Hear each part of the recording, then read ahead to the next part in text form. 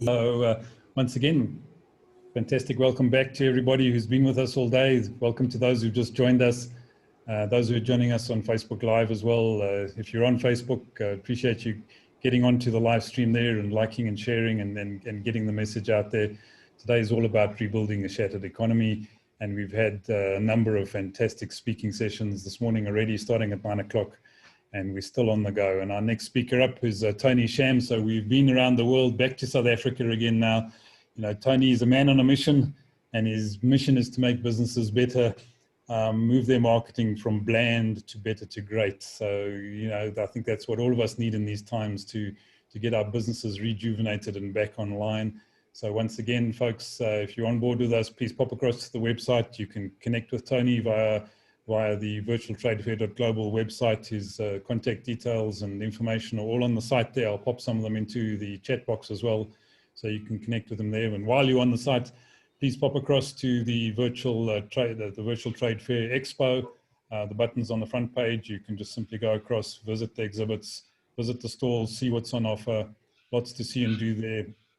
Pop into the information desk and connect with us on the WhatsApp group, and please support the sponsors and corporate partners, company partners that we've got on board today. Everybody's brought this together so we can all participate in rebuilding the shattered economy. And one of the keys to doing that, I'm sure, Tony, is going to be marketing. And it seems in South Africa, that's one of the first things that get cut when times get tough. So you've got to tell us why we shouldn't be doing that and how we can do it better. So on that note, I think, Tony, it's across to you. Thanks, Ian and Trevor.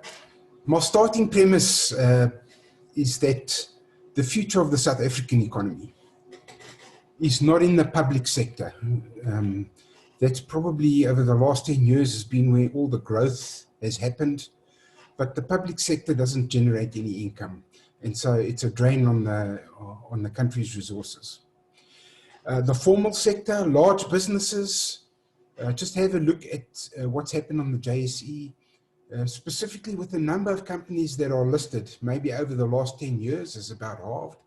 And so I don't see that as bad news. I see that the good news is that the future of our economy is in the hands of small and medium business.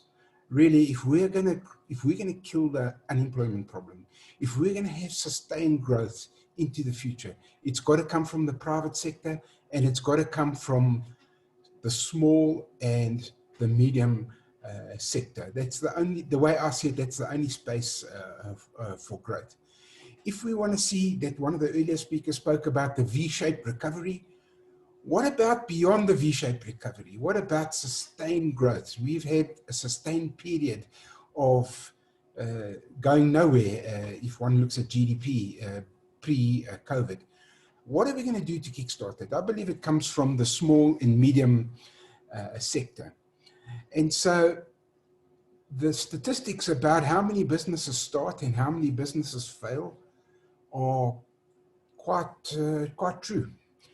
Probably for every 20 businesses that start, one is still going in a year, and they say 1% within 5 years are still going. And I believe that the main reason, the main thing that fails new businesses, small and medium, is the lack of marketing perspective.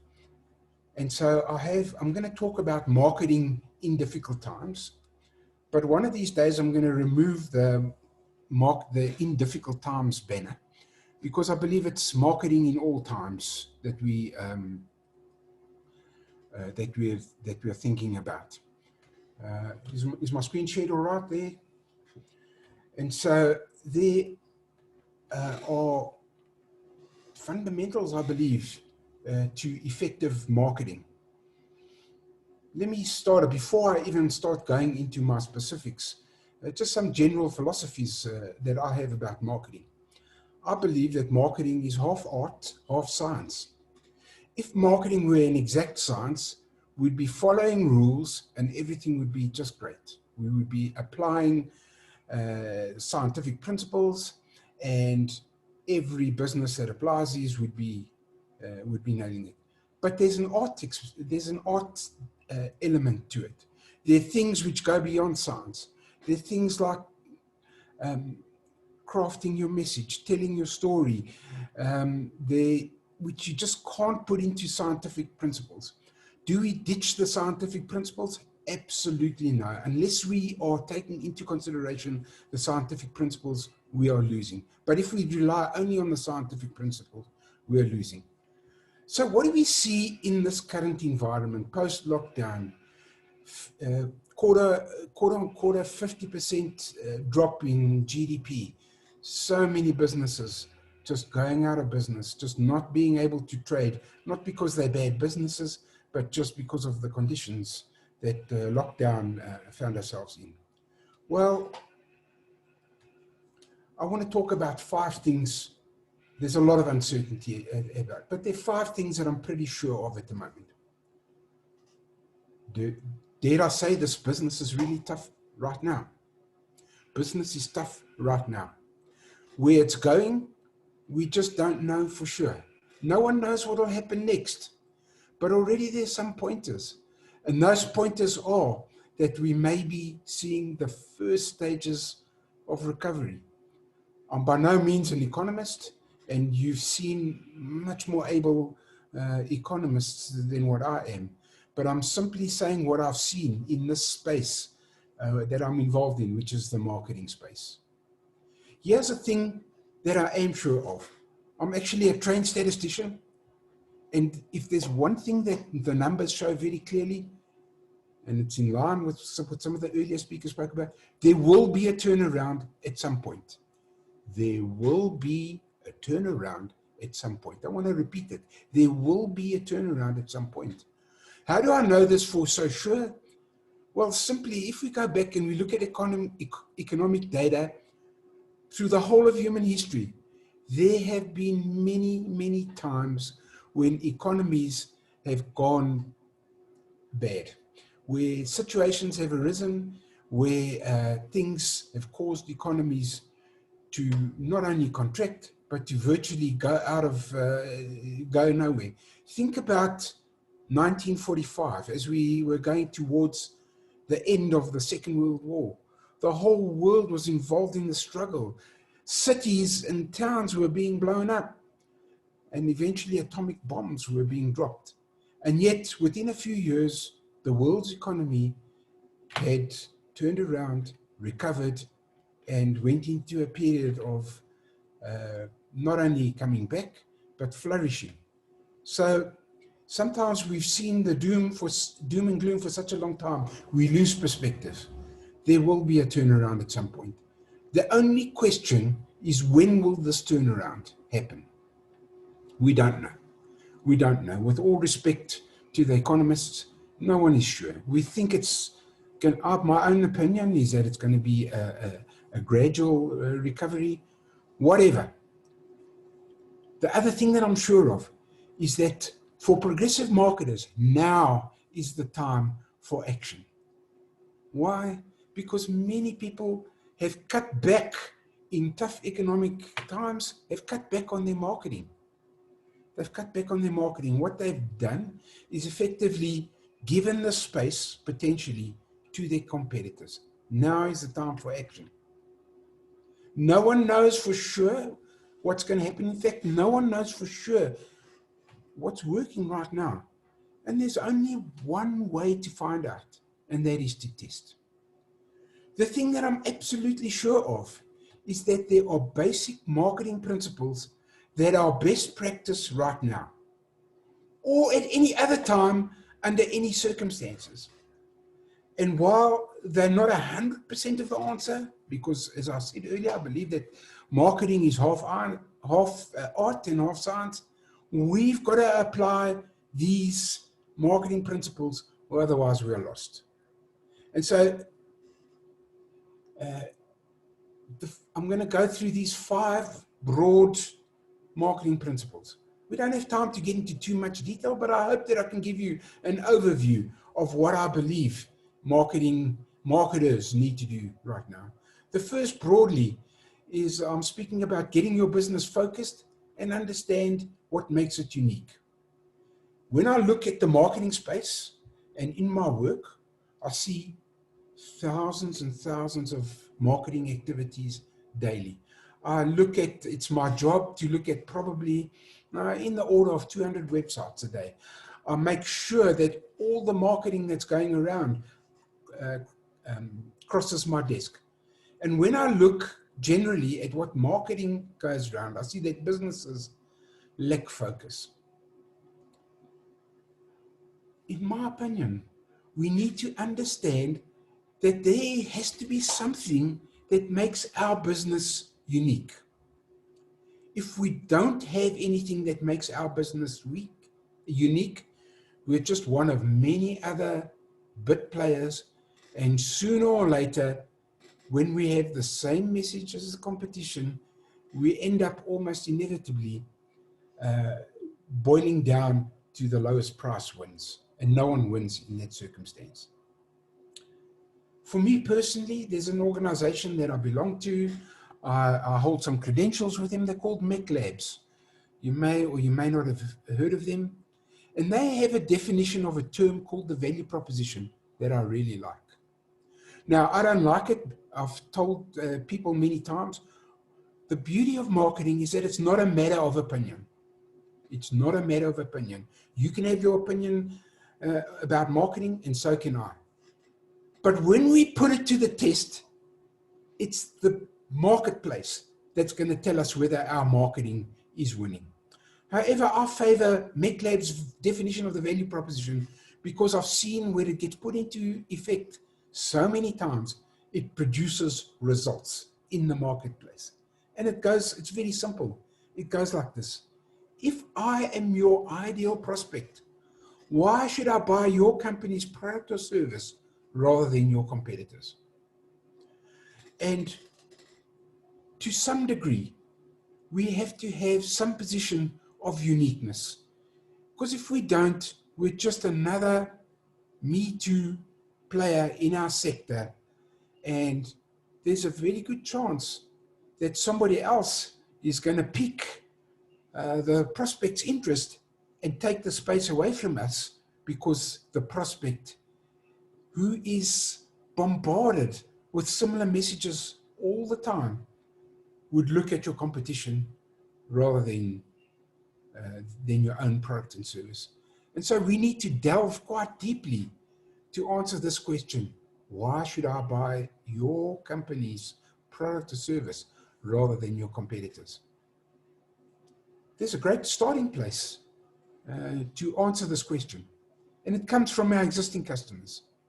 Every business that I've had to deal with has a hard core of existing customers, those customers who love us.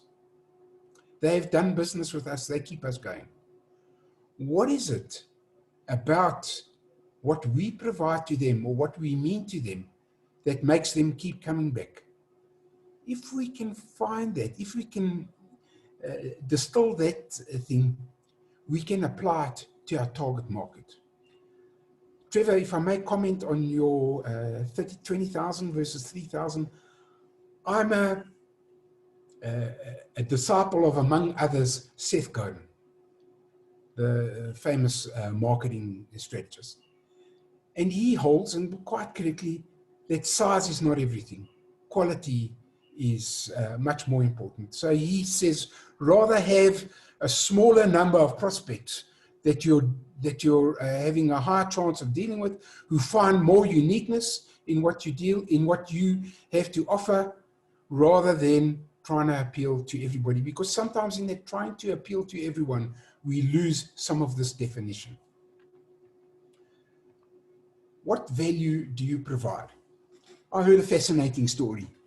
We've got to articulate the value, the benefit that the client is going to get from using our product and service in a way that they can relate to. So here's the story, and stories are great in marketing. Sometimes they speak louder than principles.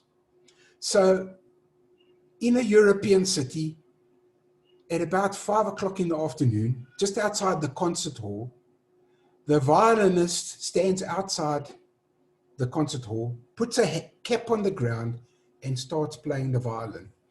And the implication is that the bystanders should put money into the cap.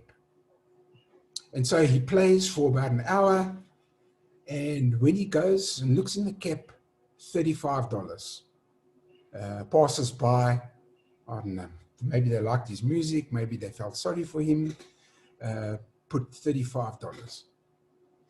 2 hours later, the same violinist goes inside the concert hall and is the soloist for a major event and plays for people who have paid hundreds and thousands of dollars for their ticket. When he was outside, people didn't perceive the value that he had to offer.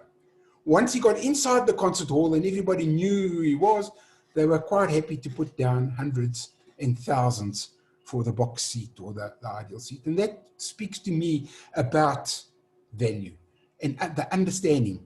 The value that the sound that he produced was very similar. It was exactly the same. The value was inside the hall, people knew who he was. They knew how great he was. Outside the hall, he was just another busker in the street, and people thought they were being very kind by throwing in $1 or $2, maybe a big donor put in $5. And so we've got to consider what is the value that we provide, rather than what are the features our product has. Much of the marketing that I see speaks about features and benefits. And this is almost a common theme. I would say probably about 95% of all marketing that I see talks about features and benefits, how great our company is, how dedicated we are to serving our customers. But what very few of them do is give you an understanding of what is the need that you may have that they can satisfy. What is the pain that you have that their product can take away? And so when we've done that, when we do that, when we understand the value that we provide, it speaks much louder to the target market than features and benefits. And this leads me to a very important principle in the whole of marketing. Marketing has to be customer-centric rather than company-centric. What am I saying? We've got to look at our marketing from the point of view of the customer, of the prospect, rather than from the point of view of us, the company. When we look at us, the company, we start talking about features and benefits. We start talking about intents. We start talking about things that we think make us great. But until we start addressing what is the need of the prospect that we satisfy, we're missing the point. Our marketing is blunted. Now, it's not an exact science, and we have to test different approaches. Some people I've seen have gone and developed a marketing strategy in a boardroom, and having done that, the company is then committed to that process. And that's noble. That's a great starting point. But you know what? You'll never know until you put it to the test. And so we need to test different approaches. How does the target market understand what we're getting there? Do they have the same understanding of our marketing as what we got when we were sitting around the table? Test, test, test, because that's the only way at the end of the day to find out what's working and what's not working. So many people develop marketing strategies and then which is a good thing. Please don't get me wrong. It's a good thing. But having developed the strategy, they then fix it without putting it to the test. And so you may have gotten it wrong. You may have got it right, and the world is great. You may have got it wrong and don't understand why it's not working. Getting your business focused, we have to understand what makes us unique, different to our competitor. The second broad principle is knowing who your customer is. In this value proposition definition, if you go back and have a look on the previous page, the question is asked, if I am your ideal prospect. So, if I am your ideal prospect, we're talking here about the target market. And in my space, people come to me all day long saying, I'm involved in business-to-business marketing. My target market is people in this industry. companies of this size, this geographic region, these demographics, etc. But it may well be, it almost always is, that your ideal prospect may not necessarily be somebody who belongs in a particular demographic group.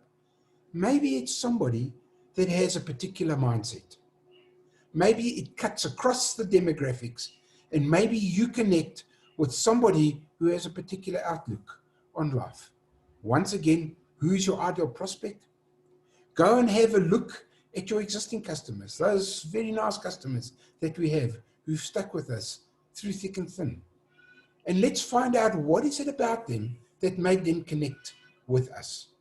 Was it some meeting of the minds there? Was it something about their approach? Do you work well with highly structured customers? Do you work well with loosely structured customers? Do you work well with people who have a fixed point of view on the world? And many businesses do. Do you have somebody who's not that fixed? These are some of the aspects that may lead you to your ideal customer. Customer-centric rather than company-centric. What makes our best customers love us is really the answer, the question that I'm trying to answer here. And if we can find that, we are not going to go and look for everybody to become our ideal prospects, but we're going to be looking for people who match those criteria. Sometimes the demographics are important, but more often the mindset is more important in knowing who your ideal customer is. The third thing may seem quite elementary. Delight your existing customers. Are we delivering excellent products and services to those people who already are dealing with us? And we ask that question because here's a statistic. There's a few variations, but they all are in the same ballpark. And I can tell you with absolute certainty that it's true. It costs about 1/10 to do business with an existing customer compared to doing business with a new customer. And so we almost have to start off with, are we really pleasing our existing customers before we start going to look for new customers? Now we need to look for new customers. Thank God, I'm in the business of lead generation, and I'm very grateful for all those companies who are on the lookout for new customers.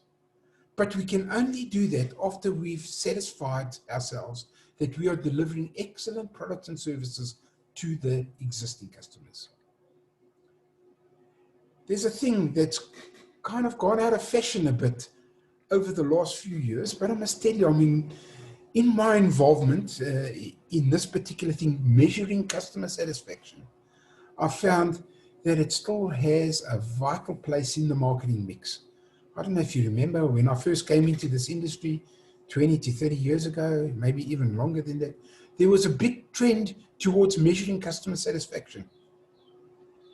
That seems to have fallen a bit out of fashion, but I believe that there's value in it. In fact, I'm quite determined to recreate the fashion, to get it back into fashion, because we may think customers are satisfied, but we're never going to know for sure unless we go and measure in a scientific and an objective way the extent to which our customers are satisfied.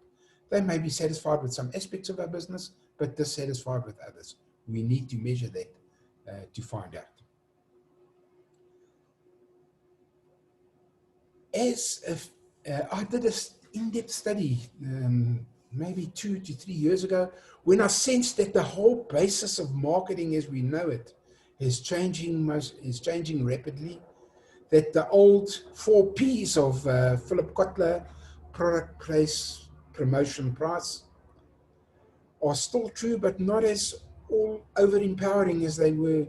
What are the new factors that dictate whether a company is going to do well?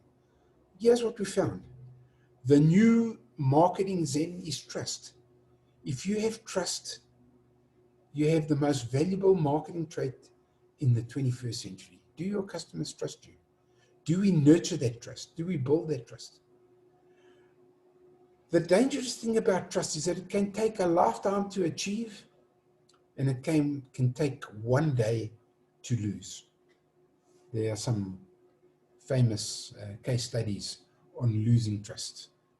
And so we've got to be very protective. Sometimes these things go together.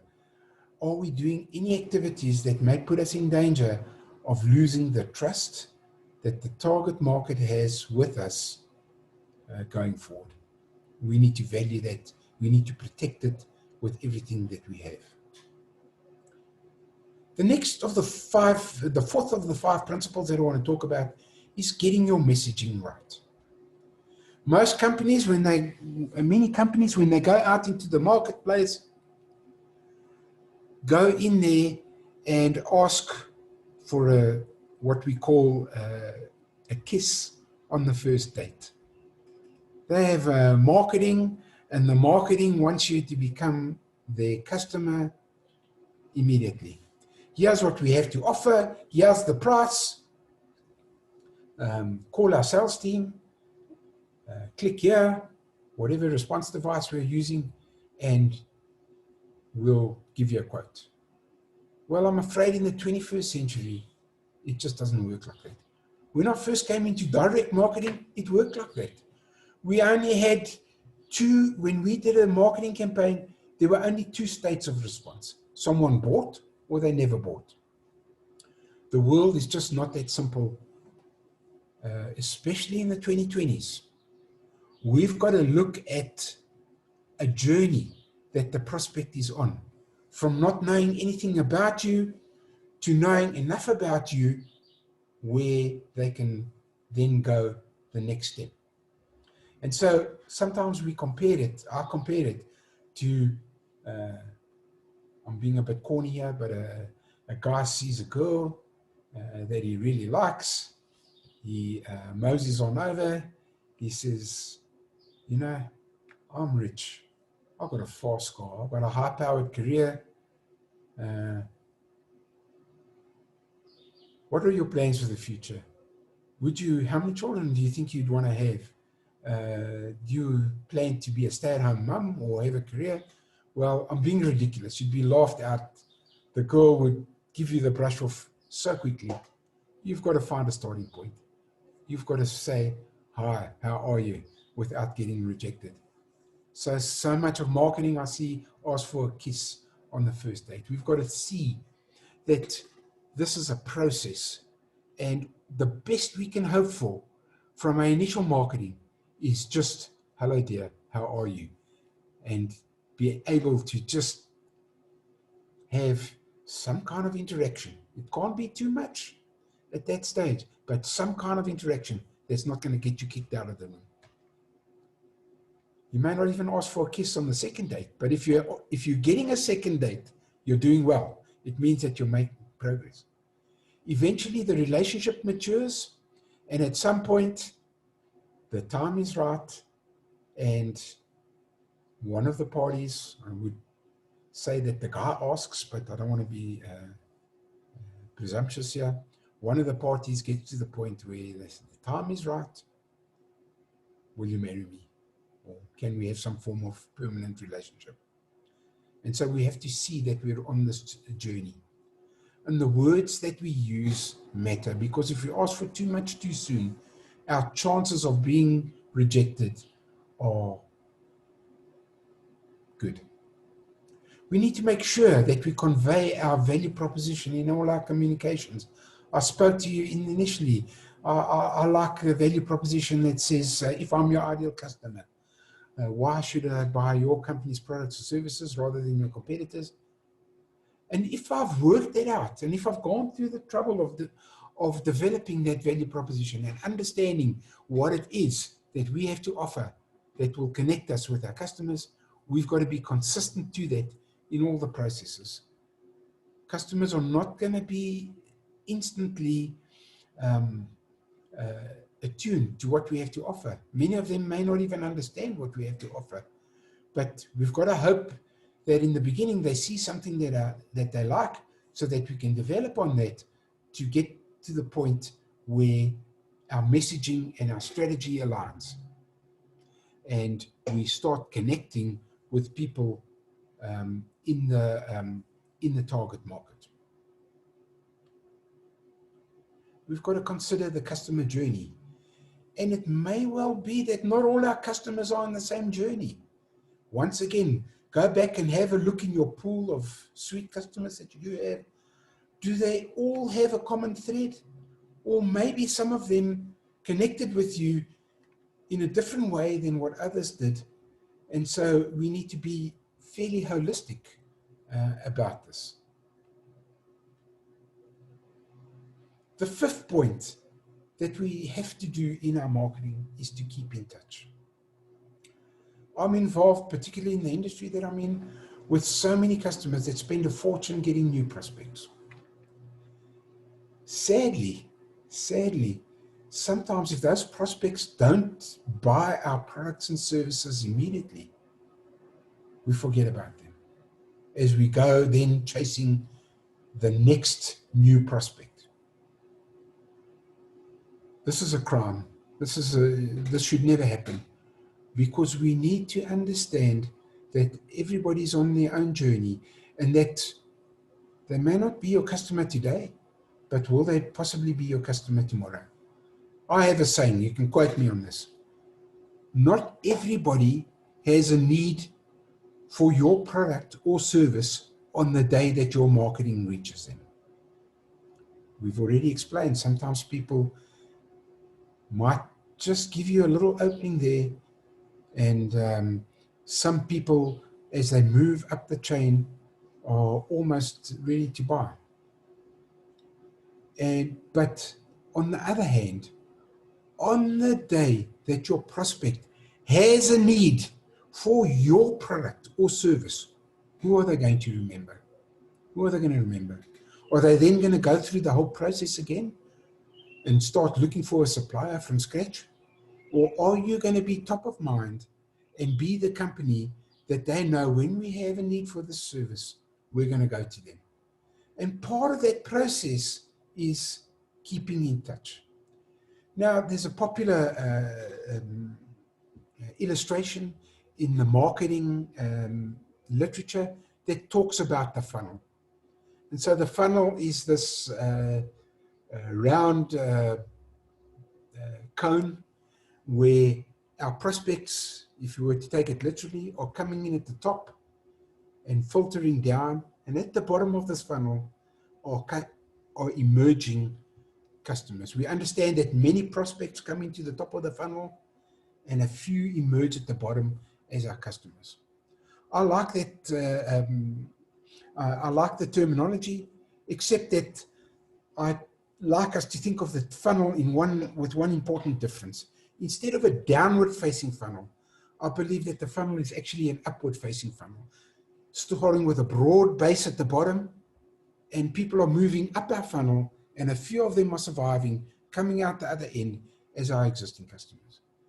When we think about the funnel as upturned, then we understand that gravity is not our friend.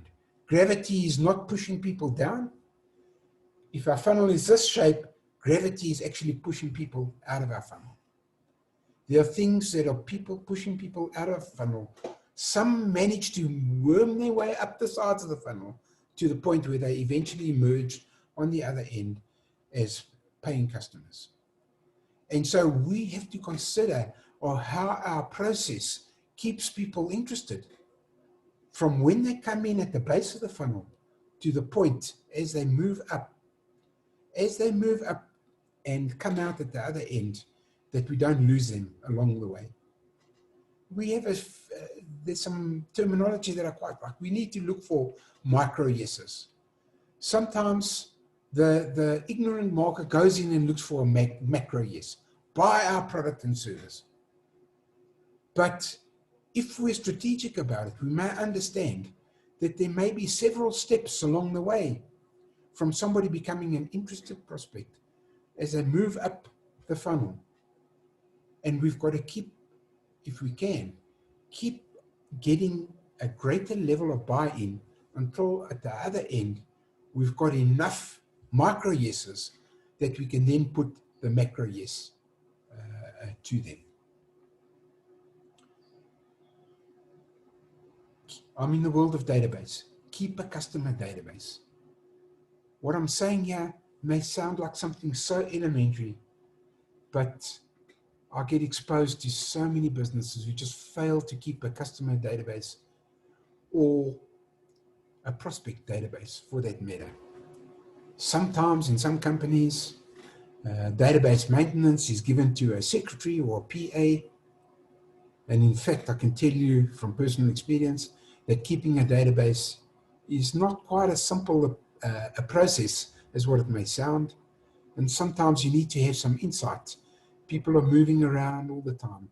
In mid-2020, I can tell you with absolute certainty, we keep a large B2B database, and there is churn on our database at a rate that we've just never experienced before. People are moving in, but mainly out of jobs at an unprecedented rate. Thanks to lockdown, thanks to something that we couldn't avoid. Many businesses have had to cut staff. Many businesses have had to close. And so all of this has an impact at the end of the day on your customer database. Some people move, they leave company A, going to company B. And if you're really savvy about it, it can be quite disheartening when your customer leaves this company to go somewhere else, because that precious contact that you've nurtured within a paying customer is no longer there. And you might have to start a new relationship with the next person. But there's also an opportunity, because that person who moved from company A to company B may well take you with them as they move. They've had experience of dealing with your company, and they may well be the agent that takes you from company A into company B. So we need to nurture those relationships. We need to track people. We need to follow their movements so that we keep in touch with them. You don't have to start at the bottom of the funnel again. They've already made their way up. You know, some of them are your existing customers. They know what it's like to do business with your company. They know what value you give them. We need to keep in touch with those people.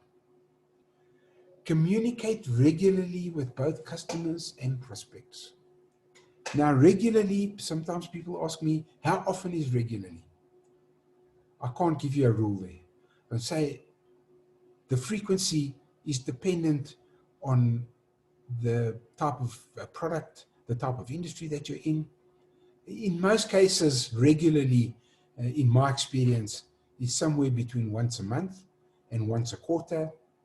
Some companies who have a lot of variables changing find it prudent to communicate with customers more frequently.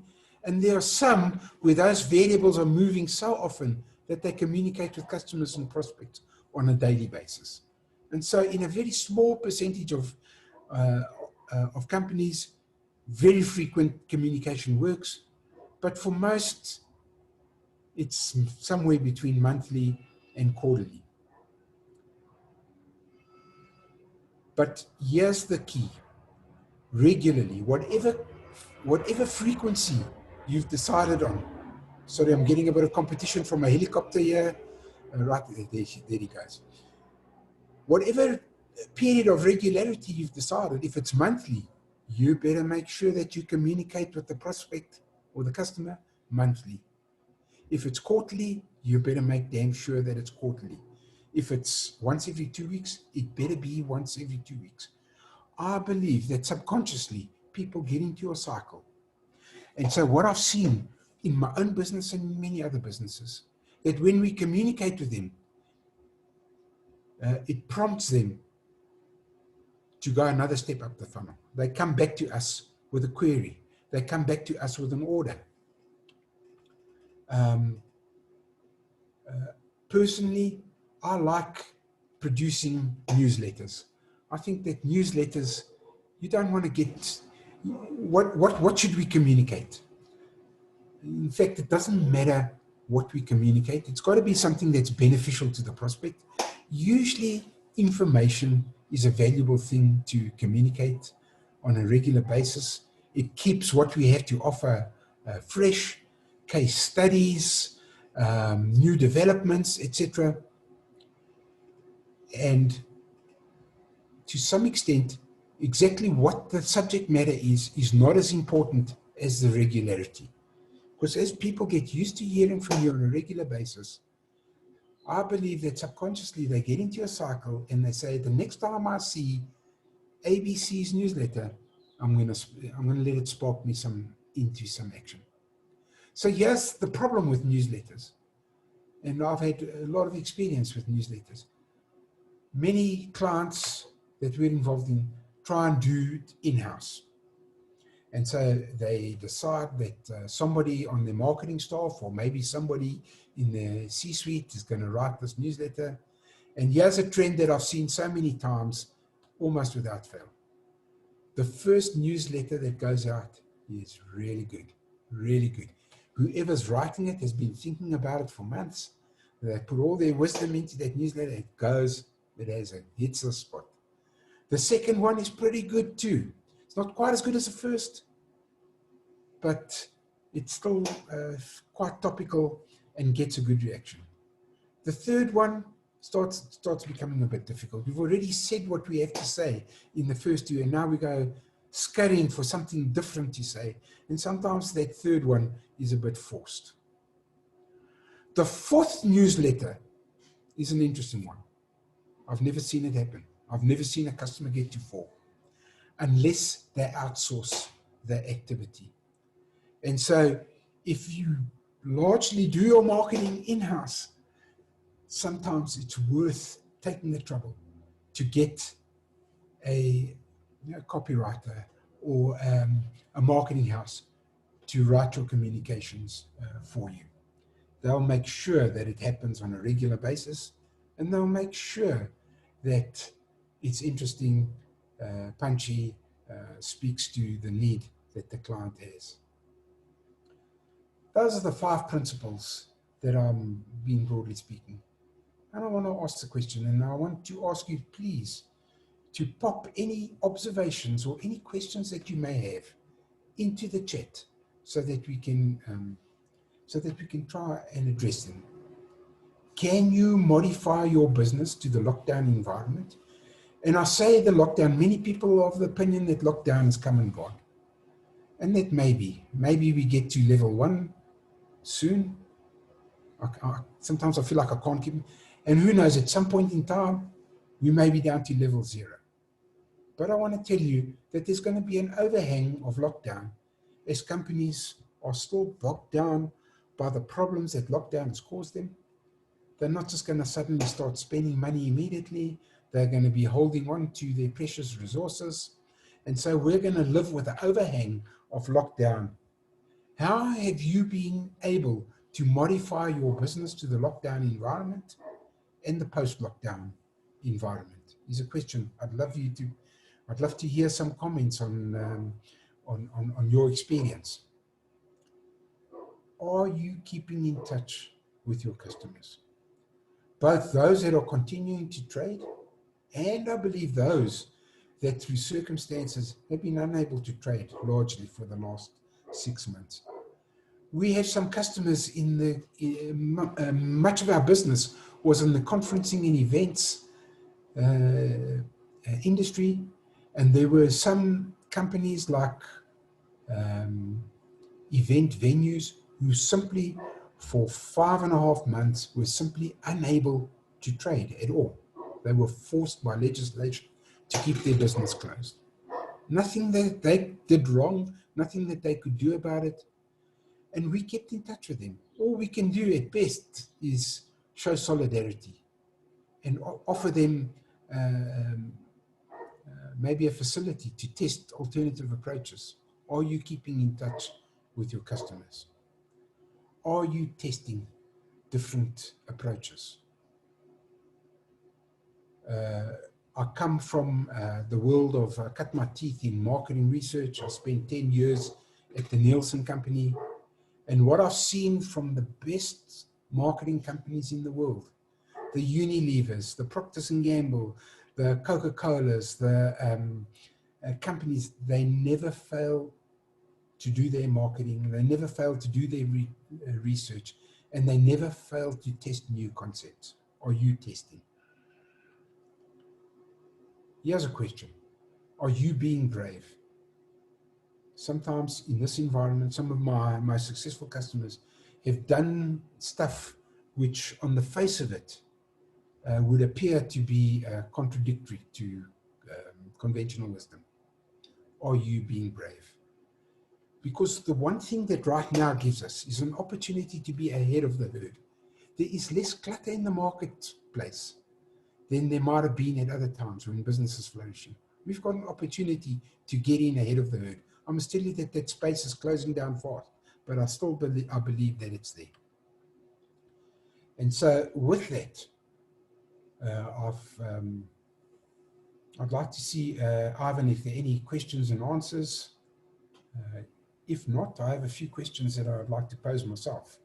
Great, thanks, Tony. Yeah, I think you probably raised a lot of questions in people's minds. If maybe you'd just like to take your share screen down, then we can get a view of everybody on screen. And see Dawn had her hand up first there, so let me get across to Dawn.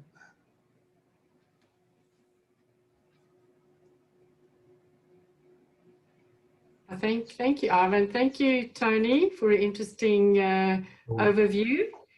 Tony, I just want to ask your opinion on how do you find the South African mindset versus the international mindset when it comes to marketing in difficult times? I think that the South African consumer is not that different to the international consumer. I think that the difficulties that we are facing, the constraints are worldwide that we have at the moment. But I think there's a more important question to that. It is, what do you consider to be your target market? So is your business dealing locally? Then if you are, I would like to suggest that the international comparison is not that important.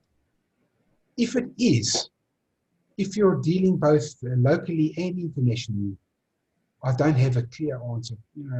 I'm just giving you an opinion, and one would need to test it. I would test which is the more fertile environment. The South African economy for businesses like who are dealing give us a much smaller market, but one that we can relate to much easier. When we go international, we've got a whole host of competitors that we face there. So I don't know if that helps to answer your question in any way. Maybe you want to give me some examples or something that you had in mind? Yeah, Tony, I'm in the exhibition industry, and as you mentioned, our industry is totally destroyed. So, and I've been in the industry for over 20 years, and I've found with the South African market, the first thing they do is cut back on marketing. That's the very first thing they do when times are tough, and it's been like that right throughout my career. But the overseas industry gets aggressive with marketing because they understand that if you don't get aggressive with marketing, your competitors are going to take your market share. So that's my experience over the years. That's why I was just interested in your perspective. And I deal with industries across the board. As you know, exhibitions are every industry. So like you say, you must have a target, but with our industry, and Irene's in the same industry, we work with every industry. So we really don't focus on a specific industry. Yes. So I think there's really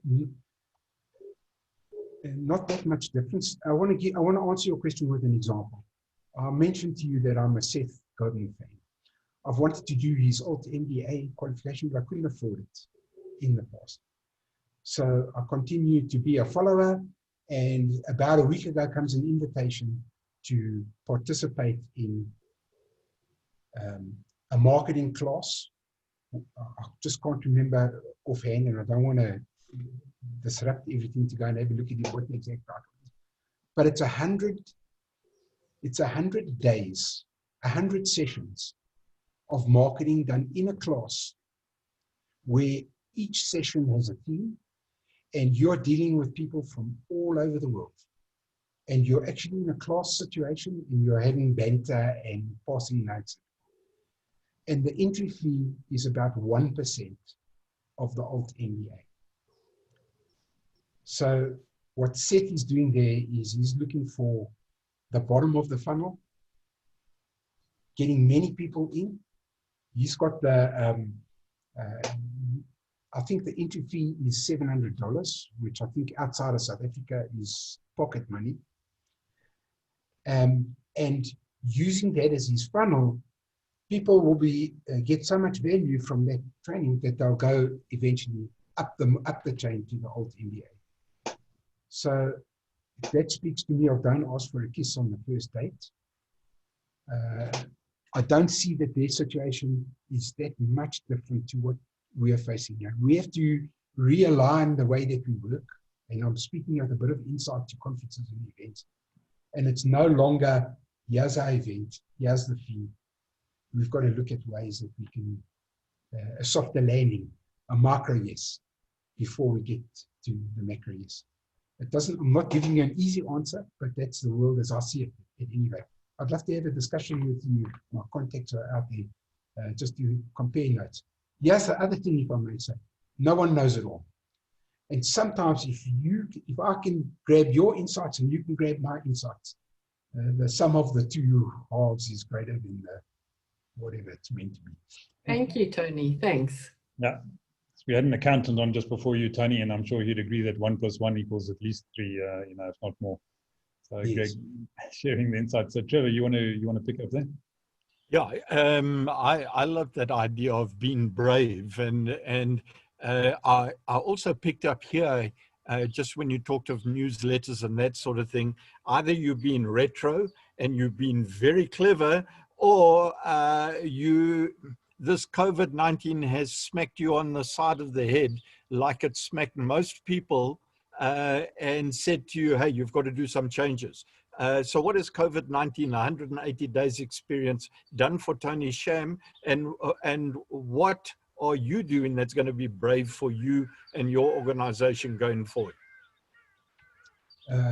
We've been severely impacted by COVID-19. Let me not, we weren't spared any of the pains. As I said, we're a marketing database company, as well as marketing education. And we did probably about 2/3 of our events, of our revenue was in the events industry, which for at least 4 months came to a crashing halt.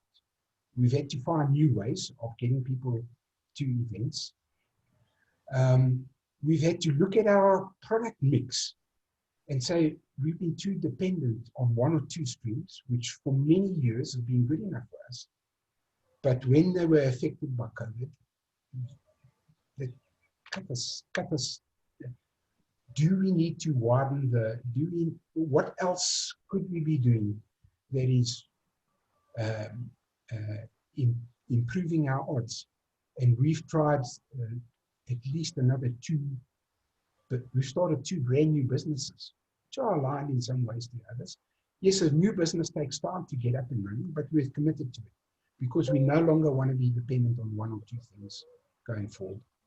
And that wisdom is not my own. I get it from what I've read, what I've heard. I'm particularly influenced by a name I just mentioned, Jay Abraham, who speaks. And what he's saying makes perfect sense. I wish I'd heard him before lockdown, but it's too late. I can only do what I can do now. So thanks for that. Ivan, just stop me if you see anyone else. Yeah, so Rebecca's just got a question here. She says, thanks, Tony. Do you agree that there are more than 80% of consumers in South Africa economy than the actual local business pioneers? And most of those businesses are dependent on consumers to make great businesses. What's your view on that? Rebecca, I saw that comment in the chat. So I don't quite know how to answer that question. I think that most businesses are not looking for a large market. They're looking for a much smaller, more defined market. Once again, my mentor says less is more. And so sometimes it's better to concentrate your business on a smaller number of consumers who you can deal with much easier than trying to go to the broad market. In fact, that's one of the classic, I don't call it error, but I think it's lack of focus that some businesses, they want to go so wide it's almost a lack of confidence. And let's go to as many people as we can, hopeful. Sometimes being brave is to say, look, we're going to go for this small section of the market rather than for everybody. And we're going to make this our own. And so then, Rebecca, whether it's 80% or whatever, almost becomes irrelevant to us. Yes. Yes, somebody posed me a question in one of my forums that I want to answer. Yeah, man. How does business survive in the environment of exchange rates that are going bad for us? And so I don't know anything about exchange rates. I've never imported goods outside of the little thing here. I just don't know. But I said to her, I don't know how to answer your question as far as exchange rates are concerned. But I would assume that if you're in the industry and if you're sourcing goods from overseas, everybody in your industry has the same problem. If you're sourcing goods from outside. So then the question is not what do we do about exchange rates, but how can we beat our competitors at the other marketing aspects besides exchange rates? Because if I understood it correctly, in their industry, exchange rates are given. Unless you want to gamble and on the exchange rate, everybody's facing the same problem. It's not the place to look. How everybody has the same problem. How can we beat the competitors to the punch? Yeah. Great, thanks, Tony. And I think unfortunately we need to wind it up there. So almost at the top of the hour. So Tony, thanks very much. Really appreciate your insights and your input this afternoon. I think some excellent points for us to ponder and to work on and to challenge ourselves. You know, are we being brave? And I think that's where Dawn's question was also coming from. She feels that yes, many of our local organizations aren't being brave when it comes to this current situation, and they're sitting on their hands and reeling in their budgets and not being brave.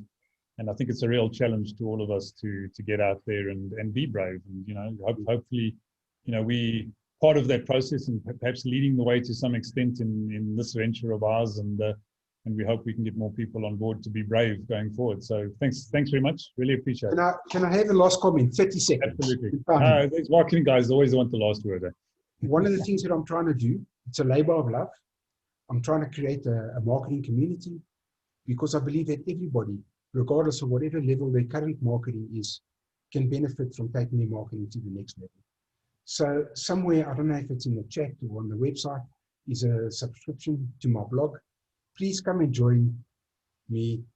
I will give you the benefit of what I see, but one doesn't know it all.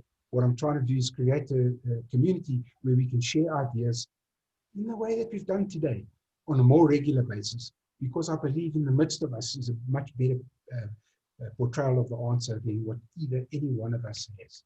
Thanks very much, everyone. Great, thanks so much, Tony. And yes, 100% correct. I put those details in the chat, and they're also on the virtual Trade Fair.global website underneath your session. So thanks very much.